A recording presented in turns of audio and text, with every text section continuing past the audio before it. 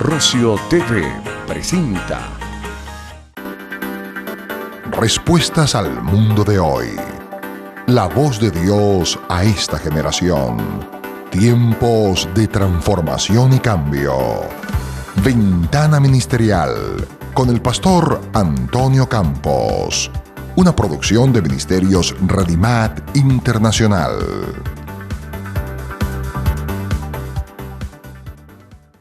Dios le bendiga, bienvenido a su programa Ventana Ministerial. Estamos hablando en este programa de las responsabilidades de la iglesia hacia el mundo que Dios amó. Estamos tratando también el tema acerca de la oración a un nivel ministerial. O sea, porque estamos viendo cómo las personas oran y oran y oran y no hay respuesta. Y precisamente nosotros conseguimos en la Biblia, en la palabra de Dios, la historia devela muchas personas que oraron y no obtuvieron respuestas de sus oraciones. Entonces, hay un por qué no se obtienen respuestas de las oraciones, ayunos, sacrificios, una cantidad de asuntos, de diligencias espirituales, y la gente no obtiene ningún resultado de lo que hace. Pero eso tiene una explicación. Yo creo que hay que tapar algunas lagunitas por allí acerca de lo que es la oración, porque mucha gente le pide a Dios, pero Santiago dice, pedís y no recibís porque no sabéis pedir. Ahora, en el tiempo antiguo, la gente oraba también. Por ejemplo, vemos el caso de una sequía que hubo en Israel, una gran escasez, algo así parecido a las iniciativas que está tomando este país, que está siendo visitado, y Latinoamérica, muchos países están siendo golpeados por crisis, por sequías, por cuestiones así por el estilo. Entonces, dice la Biblia que oraron los profetas de Baal y ellos no lograron respuesta. 450 personas orando y no hubo respuesta. Entonces, aquí vamos a ver nosotros el por qué no hay respuestas a muchas oraciones que se le hacen a Dios. Entonces, estamos tratando este asunto y queremos ir a la palabra de Dios en el libro de el Evangelio según San Mateo. Allí vamos a comenzar en el capítulo 8 del Evangelio según San Mateo. Dice allí, versículo 16. Y dice, y cuando llegó la noche, trajeron a él muchos endemoniados, y con la palabra echó fuera a los demonios y sanó a todos los enfermos. Entonces, siguiendo la secuencia que hemos venido trayendo en este programa acerca de tratar la oración desde una perspectiva ministerial, entonces vamos a hablar de lo que es hoy precisamente de declaraciones poderosas acerca del contexto de la oración. Entonces, fíjense ustedes algo bien importante. Jesús nunca le oró a un enfermo ni a un endemoniado. Ahora, usted me dirá, oye, ¿cómo es eso que Jesús nunca le oró a un enfermo ni a un endemoniado? Bueno, bien claro lo dice la palabra de Dios. Con la palabra, ahora, fíjense ustedes algo bien importante. Jesús tenía la palabra, pero no tenía una Biblia. O sea, es algo curioso eso. Jesús tenía la palabra, él mismo era la palabra, pero no tenía una Biblia. Los apóstoles tenían la palabra, pero no tenía la Biblia. La Biblia tiene cerca de unos 1500 y pico de años que ha sido recompilada la historia bíblica, y entonces se ha propagado, se ha transnacionalizado el asunto de la recompilación de los textos sagrados de la Biblia. Ahora, Jesús no tenía Biblia y con la palabra echaba fuera a los demonios, pero no les oraba. Noten ustedes que no dice, y Jesús le oró a un endemoniado, y Jesús le oró a un enfermo. Entonces nosotros manejamos algunos términos, se manejan algunos términos de orar, y esas son cosas que no son propiedad del reino de Dios. Oración es una cosa y ministrar a un enfermo es otra. Entonces, Jesús reprendía a los demonios y sanaba a los enfermos con la palabra. Ahora, ¿con qué palabra? Con la palabra. Él era la palabra. O sea, todo lo que nosotros declaramos en un nivel de presencia de Dios es palabra de Dios. O sea, cuando yo digo por el poder de la palabra, o sea, yo no me estoy limitando al libro, la Biblia, nada más. O sea, que cuando yo digo te vas en el nombre de Jesús, sé sano en el nombre de Jesús, entonces yo estoy operando en el nivel de la palabra, porque la palabra es Jesús. Todo lo que usted haga en presencia de Dios, ¿verdad? Todo lo que usted haga en el nombre de Jesús es en el poder de la palabra. Ahora, hay que establecer un orden para que las cosas funcionen. A veces una persona va y ora por un enfermo. Ok, Padre, en el nombre de Jesús, yo te pido y te suplico que lo sane. Oye, la Biblia dice, pondrán la mano sobre los enfermos y sanarán. Ahora, note que Marcos capítulo 16 no está diciendo que orarán por los enfermos y los enfermos sanarán. O sea, está diciendo que pondrán la mano sobre los enfermos y los enfermos sanarán. Ahora, si usted pone la mano sobre un enfermo y usted comienza a rezarle en la cabeza a ese enfermo, bueno, ya eso es una cuestión de costumbre que usted trae. Pero la Biblia enseña otra cosa. La palabra de Dios enseña que pondrán la mano sobre los enfermos y usted declara la sanidad y los enfermos tienen que ser sanados en el nombre de Jesús. En este programa yo quisiera orar por usted en este momento que usted está siguiéndonos a través de este programa, y quisiera declarar sobre su vida sanidad, declarar libertad, declarar liberación en el nombre de Jesús. También en Marcos capítulo 1, versículo 39 al versículo Marcos capítulo 1, yo quiero leérselo para que usted vea cómo dice Marcos capítulo 1, verso 39 al 41, dice la palabra del Señor. Escuche cómo dice: y predicaba en las sinagogas de ellos en toda Galilea y echaba fuera los demonios. Dice verso 40, vino a él un leproso rogándole hincada la rodilla, le dijo, si quieres puedes limpiarme.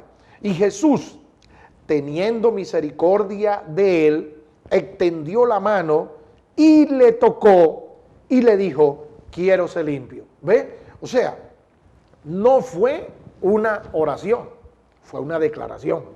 Entonces vamos a pasar de lo que es oración a declaración. Entonces estamos en un proceso de transición, estamos transicionando la oración a un nivel ministerial, y precisamente nosotros todos comenzamos a orar y nunca declaramos, porque la oración es un nivel de espíritu. La oración no se limita, oiga bien, o sea, no vaya a pensar de que, oye, esto será una doctrina nueva, que ahora no hay que orar por los enfermos. No, no es una doctrina nueva.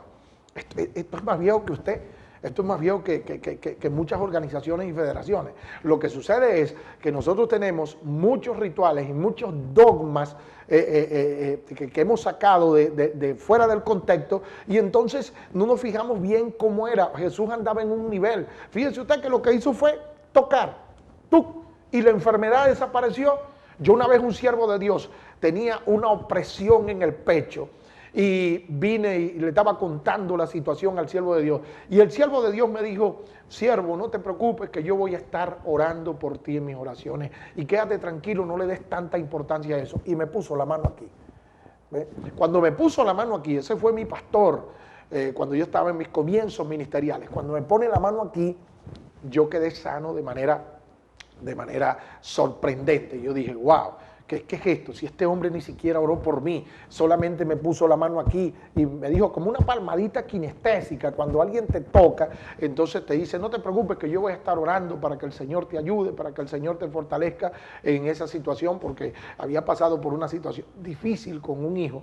La muerte de un hijo no es fácil y eso me dio una opresión, andaba como ahogado, pero vino esta persona, me tocó, un hombre de oración, un hombre de presencia me tocó y yo fui sano sin ni siquiera el hombre orar por mí. Y el hombre no se enteró de que Dios me había sanado con ese toque, porque la Biblia dice que pondrán la mano sobre los enfermos y los enfermos sanarán. O sea, es más, usted puede tocar, usted puede orar si usted quiere, pero el orden correcto es declaración, es establecer el decreto de Dios, es imponer el poder del reino de Dios. O sea, cuando un enfermo está, llegó el reino de Dios a través de usted y usted pone la mano sobre esa persona y esa persona tiene que ser sano en el nombre de Jesús.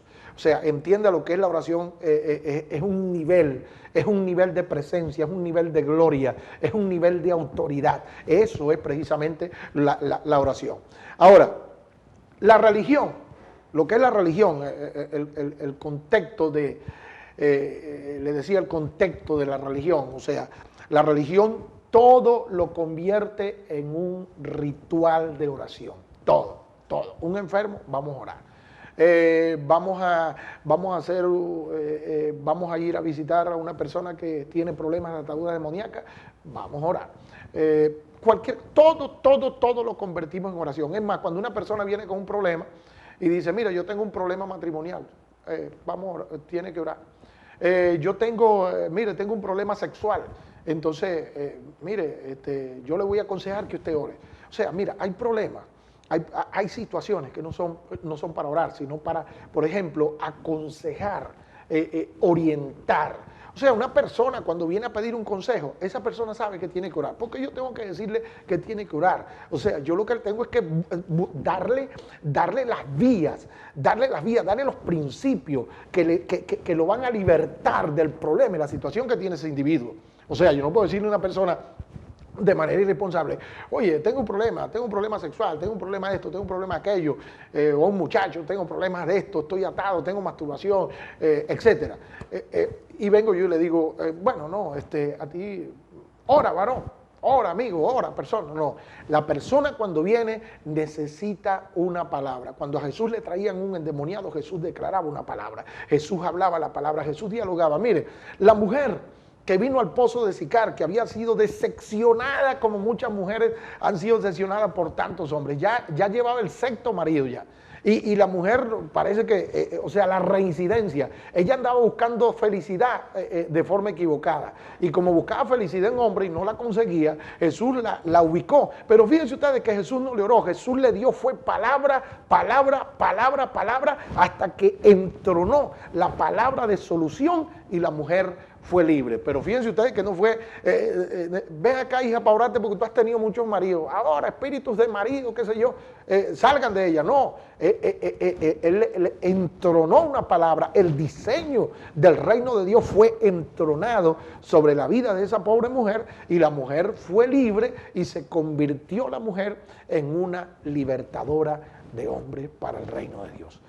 Bien, entonces vamos a ir a un corte comercial y ya regresamos más con tu programa Ventana Ministerial. No te apartes de nuestra sintonía. Bien, seguimos con tu programa Ventana Ministerial. Estamos hablando de las responsabilidades de la iglesia hacia el mundo que Dios amó. Entonces estábamos hablando acerca de lo que es declaraciones importantes de la oración. Y precisamente estábamos hablando de que la religión todo lo convierte en un ritual de oración. Un consejo, ora. Esto, ora. Aquello, ora. Y orar, precisamente, orar se relaciona con un estilo de vida. Oración activa presencia. Y presencia activa poder. O sea, cuando usted ora, usted tiene una intimidad con Dios. O sea, la oración no es para hablar con demonios, la oración no es para hablarle a una enfermedad, la oración es para hablar con Dios, para intimar con Dios. Cuando usted está orando, por ejemplo, hay personas que están orando y de repente sienten un miedo y en una posición humillada, que eso se ve irónico y a veces el mismo enemigo hasta se burlará de eso en el mundo espiritual, que una persona de rodillas siente como un miedo que lo está embargando y en una posición de rodillas se dirige a un demonio, a una potestad y le dice, te reprendo en el nombre de Jesús. Ahora, a la imaginación por ciento, véase usted de rodillas y una potestad parada frente a usted y usted reprendiendo esa potestad de rodillas. Eso es incorrecto, eso no puede ser. Entonces, oración es un estilo de vida y oración relaciona a Dios, relaciona la eternidad con el mundo natural. Usted es natural y Dios es sobrenatural. Entonces, cuando usted ora, se fusiona lo natural con lo sobrenatural, se fusiona el barro con la piedra. Entonces, cuando se fusionan estas cosas, el poder de Dios se manifiesta de manera poderosa en la vida de una persona. Entonces, oración no es un ritual, oración no se limita a estar pidiendo como que si en el cielo hay una bodega o un almacén, dame, dame, y dame, y dame, y dame. No, oración precisamente es un estilo de vida al modelo de Dios, porque Jesús oraba. Ok, fíjense ustedes, vamos a analizar el caso de Elías y los profetas de Baal que le dije que lo íbamos a analizar. Ok, aquí vemos nosotros la dimensión profética enfrentando al ritualismo. Y eso tiene que suceder en este tiempo. La dimensión profética se enfrenta al ritualismo. Ahora, miren ustedes, la Biblia dice allí en 1 Reyes capítulo 18, dice la palabra del Señor que Elías desafió a los profetas, a la religión que se había metido, la religión que se había metido en la nación, en la parte norte del reino de Israel. Allí todo estaba, 10 naciones estaban completamente influenciadas por el ritualismo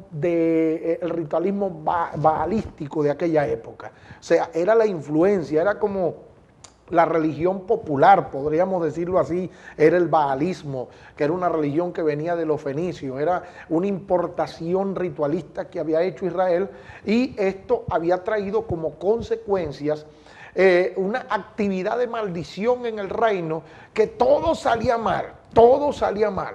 Todo salía mal, hacían una cuestión, salía mal, hacían un sembradío, salía mal. En el norte los ríos se secaban, todo salía mal. Pero ¿sabe usted cuál era el problema? El problema es la trascendencia espiritual. ¿Cuál era el fundamento espiritual de la nación? Allí estaba la respuesta de la desgracia. Y eso es lo que pasa con las naciones. Miren lo que dice la Biblia. La palabra de Dios dice, bienaventurada la nación cuyo Dios es Jehová.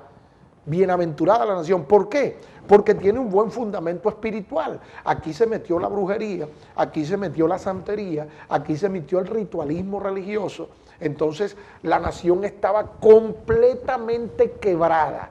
La nación estaba completamente en ruinas, pero entonces vino una confrontación profética y yo llamo a su reflexión la gente que nos están siguiendo, líderes pastorales, líderes cristianos, gente que ama a Dios. Vamos a restaurar lo que hay que restaurar y vamos a entrar en el orden correcto de las cosas, porque Dios es un Dios de orden. Por ejemplo, tiene que haber esta confrontación, lo profético confrontando al ritualismo. Entonces Elías lo desafió, le dijo, bueno, mira, vamos a hacer una cosa y yo creo que el tiempo está llegando, Vamos a hacer una cosa, vámonos al Monte Carmelo, vámonos a las alturas, vámonos a un nivel. Y vamos a hacer un sacrificio. Y el Dios que responda con fuego, O sea, fuego es lo que consume, fuego es lo que quema todo. Y yo creo que necesitamos que el fuego del Señor se manifieste para que queme la ruina y la miseria que está atacando nuestras naciones, nuestros países, para que queme la delincuencia, para que queme tantas cosas que necesitan ser quemadas. No físicamente, sino espiritualmente. Hay cosas que necesitan ser quemadas. Y precisamente Elías lo que desafió fue a manifestar el fuego. Entonces, este es el tiempo de nosotros manifestar el fuego. Y ellos fueron para allá porque aceptaron el desafío. Bueno, nosotros vamos a demostrar, ¿ve?, que nuestro Dios responde con fuego consumidor. Y resulta que ellos hicieron un sacrificio. Entonces comenzaron a clamar. Ahora fíjense ustedes, cuando usted revise allí, yo por cuestiones de tiempo no puedo estarle leyendo mucho la Biblia para hablarle del desarrollo, pero usted lo lee allí en la Biblia, Primero de Reyes capítulo 17, capítulo 18, usted se va a dar cuenta allí. Entonces fíjese, ellos comenzaron a orar. Ay, Dios mío, esto es tremendo. Ellos comenzaron a orar 6 de la mañana, 7, 8, 9, 10, 11, 12, 1, 2, 3 de la tarde. O sea, 9 horas de oración, desde las 6 hasta las 3 de la tarde. Entonces, si el problema hubiese sido pedir cosas o hacer actividades religiosas de oración, se hubiese solucionado esa situación, se hubiese cancelado, porque Dios hubiera respondido en aquel momento que aquel pueblo clamó. Pero fíjense ustedes, Elías les gritaba, se burlaba de ellos, les decía, griten más duro. Y mire, ¿cuántas actividades no se hacen? Se hacen vigilias y no hay respuesta, se hacen ayunos y no hay respuesta. Ahora, no es que no se deben hacer, entiéndeme, por favor, no es que no se deben hacer. Hay que hacerlas, pero hay un orden para hacerlas. Hay que ayunar, pero hay un orden para ayunar. O sea, un orden establecido por Dios. Las cosas se hacen en un orden. Mire cómo dice, tú eres sacerdote para siempre. Salmo 110, verso 4. Dios es un Dios de orden. Tú eres sacerdote para siempre según el orden de Melquisedec. Dice en Lucas capítulo 1 que Zacarías, el padre de Juan el Bautista, él ministraba según el orden de su clase. O sea que todas las cosas están sujetas a un orden y fuera del orden no funciona. O sea, cuando no hay orden, Satanás es el que triunfa. Mire, la tierra estaba desordenada y vacía. ¿Y quién era el que estaba operando allí? Dios no estaba operando allí. Dice que las tinieblas reinaban sobre la faz del abismo y el Espíritu de Dios se movía sobre la faz de las aguas. Ahora, ¿qué fue lo que hizo Dios? Estableció el orden. Entonces, usted puede, o sea, oración es una verdad. Oración es un mandamiento que Dios hace. Pero hay cosas que si se hacen fuera del orden, aún haciéndolas, es como que si tú hicieras algo que no te mandaron a hacer. ¿Por qué? Porque si se salen fuera del orden, entonces no califican para una respuesta con Dios. Porque aquí vemos gente que están haciendo actividad. Entonces, a veces la gente dice, bueno, nosotros ayunamos, nosotros oramos, nosotros hicimos, pero no hubo respuesta. El país sigue igual, la situación empeora más, están matando hasta cristianos, o sea, las plagas y las enfermedades, todas estas cosas, las pestilencias, los virus. Por ejemplo, ya el ébola está entrando a América, ya entró a Norteamérica, y que Dios nos guarde. Tenemos que unirnos, la iglesia de Cristo, para correr estas pestilencias. Por ejemplo, el chikungunya, que yo hace días atrás le decía el chikungunya, pero resulta que es el chikungunya.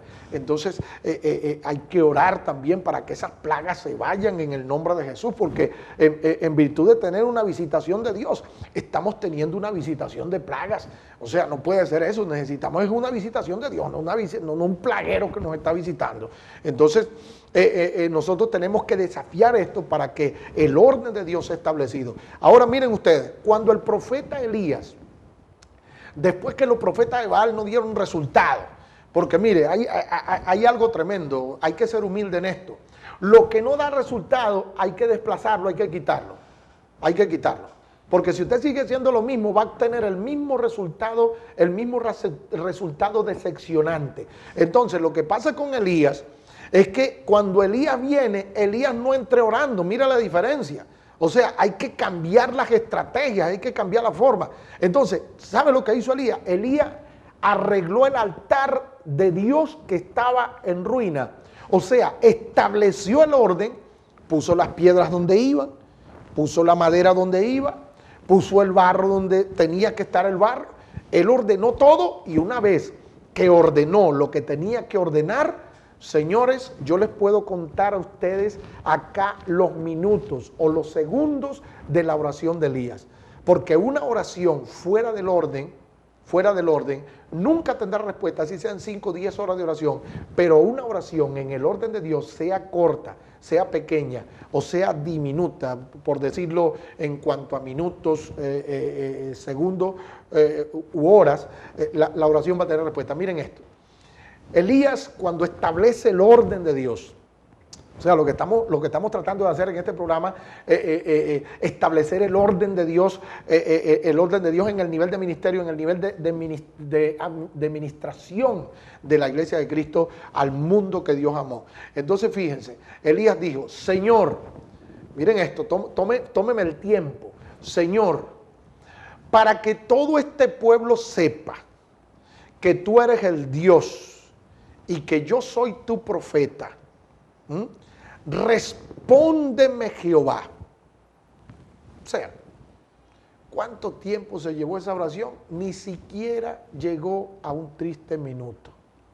Llegaría como unos 30 segundos y resulta que en ese momento llegó el fuego, descendió del cielo, consumió todo lo que había allí y vino la celebración de Dios al territorio y entonces comenzó a llover en toda la nación, una lluvia grande, y comenzó a rebeldecer la tierra y todo el pueblo se regocijó en la respuesta de Dios. Ahora, hay cosas que hasta que no sean quemadas, quitadas, Dios no va a traer el regocijo, Dios no va a traer la celebración a la nación. ¿Ve? Entonces, ¿se da cuenta? Y usted lo lee en su Biblia, la Biblia que usted carga bajo el brazo, la Biblia que usted pone en su mesita de noche, ahí está la Biblia. O sea, nosotros tenemos una solución, pero debemos hacer como el consejo que dice Lucas allí en el capítulo 1. Lucas dice que después de haber puesto las cosas en orden, él se las expresó a su amigo Teófilo. Entonces, primero hay que poner las cosas en orden para que tengan resultados. Porque, por ejemplo, usted tiene unos muebles que cuestan 200 millones. O cuestan $5,000, unos muebles de $5,000. Y usted los tiene todos tirados, esos muebles son buenos, pero están todos tirados, esos muebles no están en un orden establecido. Entonces, ¿qué pasa? Esa es una casa que no provoca entrar, así tengan muebles de $5,000, porque no tienen un orden establecido. Hay gente que tiene un poco de Biblia, un poco de palabra, un poco de cosas, y lo que tienen es religión, pero tienen es un desorden en cuanto al orden de Dios. O sea, no provoca oírle, no provoca nada, porque no hay solución en lo que tiene, no hay un atractivo, no ofrece ambiente, no califica para albergar. Y acuérdense ustedes de algo, que la oración no es la que añade las almas. La que añade las almas son el Señor. Uno tiene que orar por las almas, pero el Señor es el que añade los que han de ser salvos. Ahora, ¿qué es lo primero que ve Dios? Dios ve si la iglesia califica, porque así como el énfasis de este programa es que escuchen, el Señor amó al mundo y Él ve cuando la iglesia califica, y si tiene orden, el Señor le añade las almas que han de ser salvas. Yo quisiera en este momento, en este segmento, ¿verdad? Vamos a una pausa, pero quisiera que vieras un video de lo que Dios está haciendo en el África, que es un país bastante golpeado. Entonces quiero que veas este video con multitudes se están convirtiendo al Señor por la manifestación del poder y muchas personas que están orando. Disfruta este video y ya regresamos con más de Ventana Ministerial.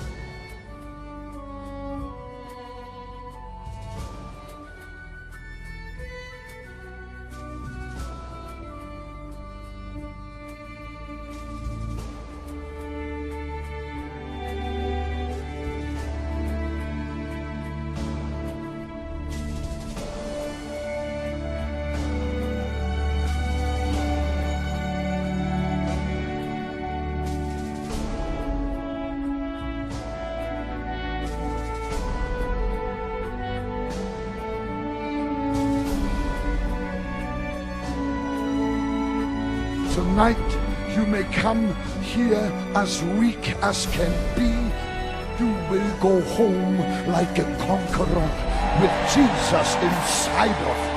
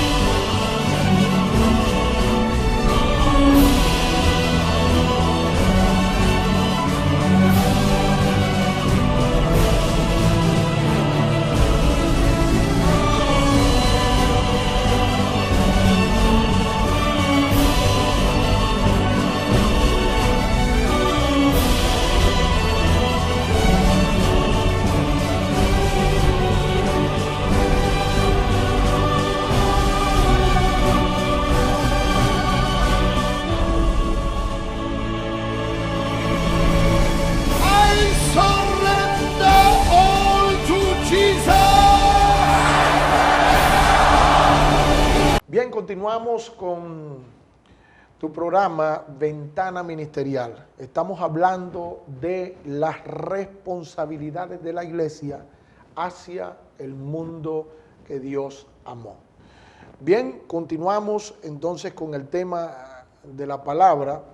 Estamos hablando de la oración, ¿verdad?, a un nivel ministerial. Estamos transicionando la oración a un nivel ministerial. Entonces, yo le cito un texto de la palabra de Dios, allí en el Salmo 55, versículo 17. Señores, la oración es un pacto. O sea, usted tiene pacto de orar con Dios. El rey David decía, Salmo 55, versículo 17, dice la Biblia, tarde, mañana y a mediodía oraré y él oirá mi voz. O sea, él hizo un pacto que a la vez tenía un ingrediente profético. ¿Cuál es el ingrediente profético? Que él hizo un pacto y él dijo, tarde, mañana y a mediodía, ahora viene lo profético, oraré y él oirá mi voz.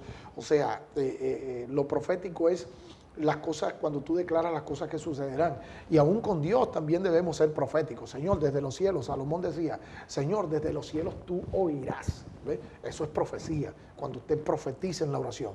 Entonces, la palabra, escuchen esto, la palabra confesada no es oración. La palabra confesada no es oración. La palabra confesada es una declaración y es precisamente el diseño imponente del reino de Dios. Cuando usted dice, sal de él en el nombre de Jesús, ¿ve? Es diferente a decir religiosamente, Padre, yo te pido que lo saques. ¿Ve? Porque cuando tú le dices a Dios, o sea, parafraseando este momento, cuando tú le dices a Dios, Señor, yo te pido que lo saques, entonces el Señor te puede decir, yo te pido a ti que tú lo saques. O sea, porque yo te di mi poder. ¿Para qué te di mi poder? Para que sigas dependiendo de mí. O sea, yo te delegué. Eso es lo mismo que una persona. Por ejemplo, el presidente de la empresa. El presidente de la empresa le delega al gerente y el gerente le delega a los jefes de departamento y el jefe de departamento le delega a supervisores. Por ejemplo, en mi caso, cuando yo trabajaba en empresa, que era empleado, yo tenía gente que eran mis subordinados inmediatos y yo les decía para que hicieran algo. Ahora, ellos no venían, mira, señor Campos, venga para que solucione un problema aquí. No, pero que tú estás para solucionar, por eso yo te delegué. Ahora, fíjense ustedes, y recibiréis poder. Ahora, ¿para qué es el poder? O sea, vamos a recibir poder para decir a Dios, Señor, sana las almas. O sea, no, recibiréis poder porque te están delegando el poder. O sea, lo que yo he recibido, me lo han delegado para yo ministrar con ese poder. O sea, que usted no está recibiendo poder para, Señor, mira, sana esto, Señor, mire ese demonio que está ahí, Señor, que le tengo miedo a ese demonio. No. Usted tiene el poder para echar fuera el demonio. Porque Dios le dio ese poder a usted. Entonces la palabra confesada no es oración, es declaración, es imponer el diseño del reino. O sea, cuando usted llegó el reino de Dios ahí en ese lugar. ¿Ve? Miren esto, los apóstoles ministraban milagros y sanidades con actitud de reino en la legalidad dada por Jesús. En Hechos capítulo 3, versículo 1 al versículo 4. Mire, analizando Hechos capítulo 3, versículo 1 al versículo 4, miren esto. Yo quiero leerles un poquito esto. Hechos capítulo 3, versículo 1 al versículo 4. Mire esto. Pedro y Juan subían juntos al templo a la hora novena, la hora de la oración. Ojo. Y era traído un hombre cojo de nacimiento, a quien ponían cada día a la puerta del templo que se llamaba La Hermosa. No era que la iglesia se llamaba La Hermosa, sino que la puerta se llamaba La Hermosa. Para que pidiese limosna de los que entraban en el templo. Verso 3 dice, cuando vio a Pedro y a Juan que iban a entrar en el templo, les rogaba que le diesen limosna. O sea, él le dijo, mira, oye, por favor, ustedes que son siervos de Dios, deben una limosnita. ¿Ve? Ahora, verso 4. Pedro con Juan, fijando en él los ojos, le dijo, míranos. Míranos. Ahora, míranos no es una oración. Mira, hermano, que cuando Pedro y Juan subían al cojo, subían al templo a orar, estaba un cojo ahí y le oraron. Falso. Míranos, no es una oración. Verso 5. Entonces él les estuvo atento, esperando recibir de ellos algo.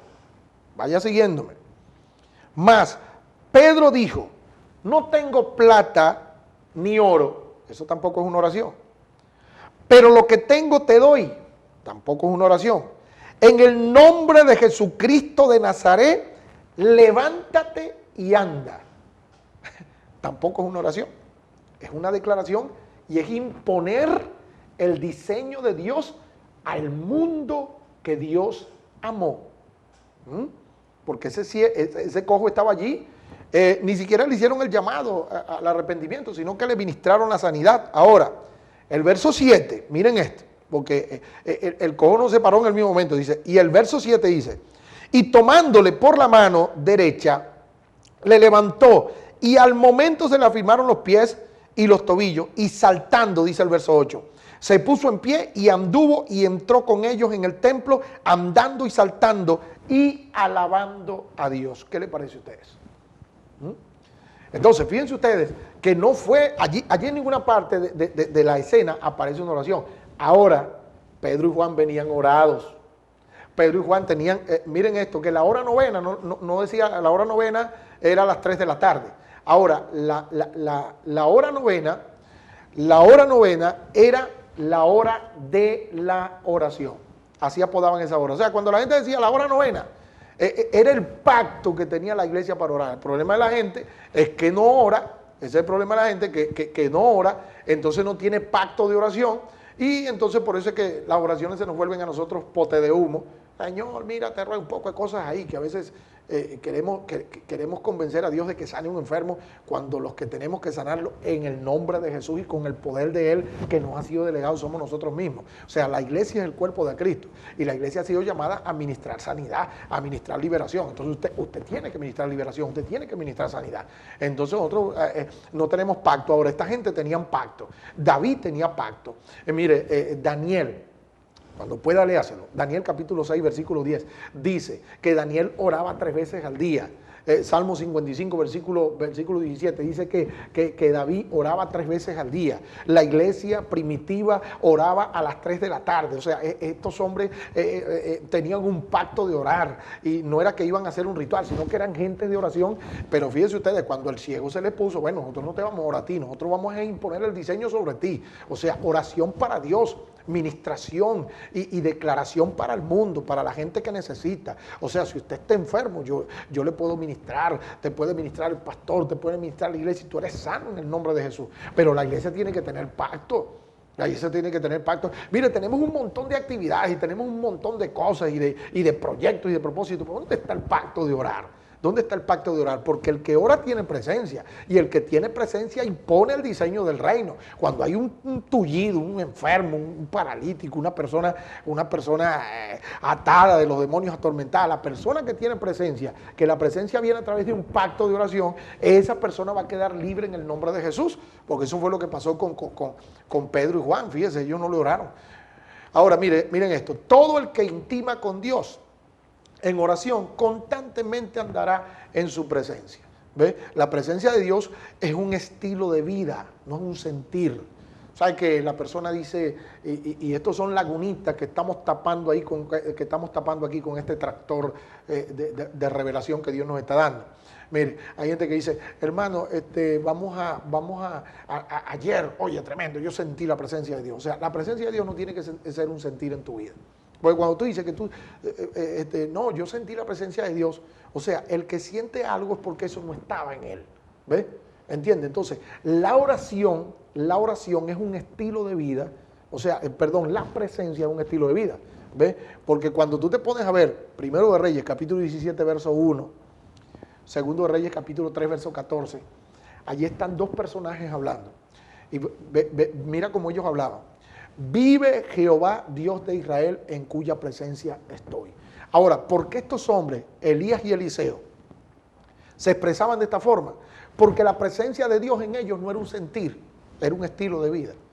O sea, yo no tengo que decir, hay frases que tenemos que corregir, hay un lenguaje de reino que tenemos que hablar. Nosotros tenemos la presencia de Dios.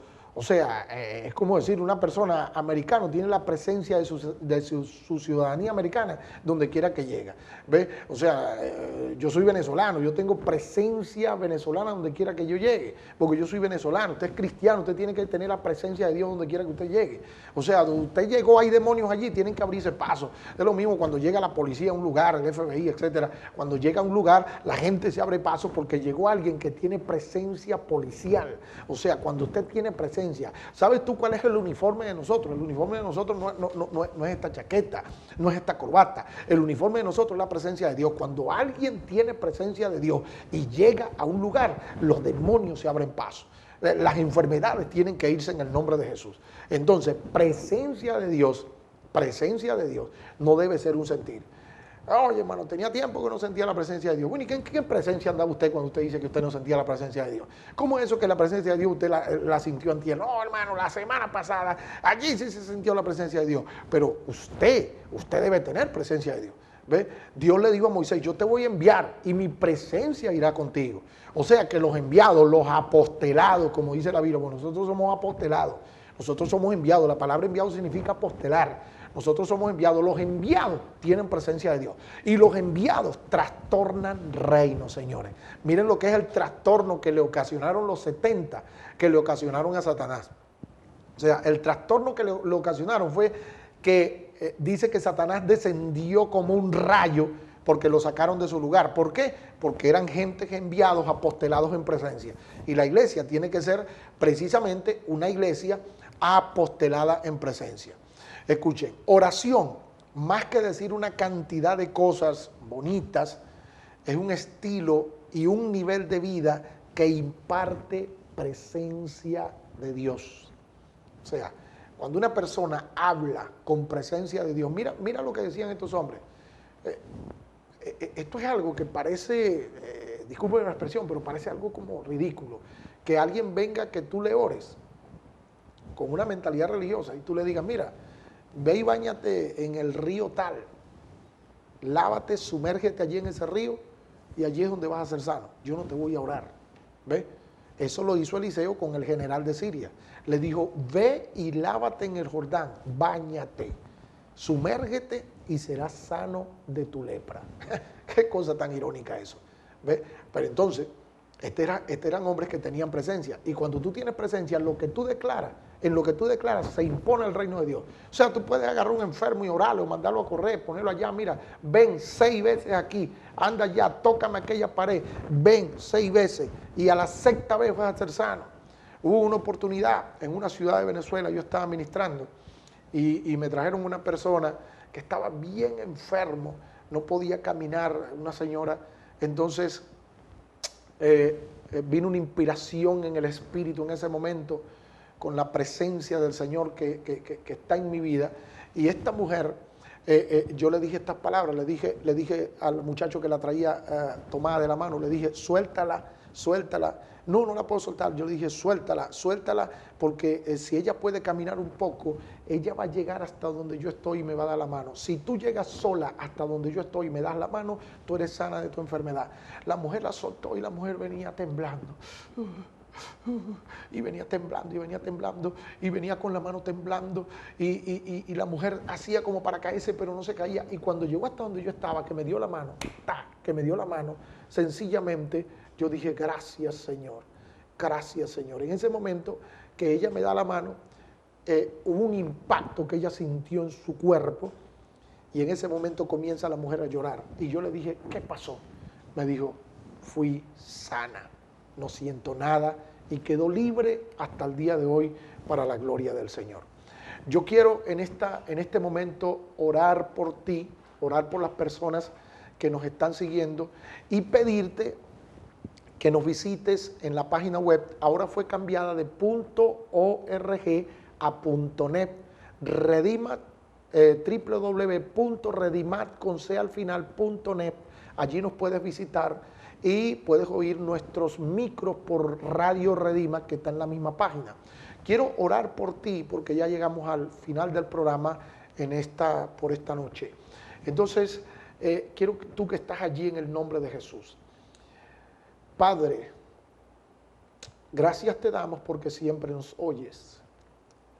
En este momento, tú que nos estás siguiendo, tú que estás azotado, tú que tienes problemas y dificultades, ahora mismo, en el nombre de Jesús, yo declaro que tú tienes derecho legal en Dios a ser sano. Y tienes derecho, es propiedad privada tuya en Cristo Jesús la sanidad. Yo digo que tú eres sano en el nombre de Jesús. Yo digo que usted es libre en el nombre de Jesús. Yo digo que usted resuelve sus problemas. En pocos días usted va a resolver sus problemas en el nombre de Jesús. Gracias, gracias. Dale gracias a Dios, porque en Dios tú eres sano, en el nombre de Jesús eres libre, en el nombre de Jesús eres prosperado. Que Dios les bendiga y hasta la próxima. Hasta pronto. Rocio TV presentó una perspectiva hacia los compromisos ministeriales de la iglesia de hoy. Ventana Ministerial con el pastor Antonio Campos, una producción de la Red Internacional de Amigos Cristianos, Redimac.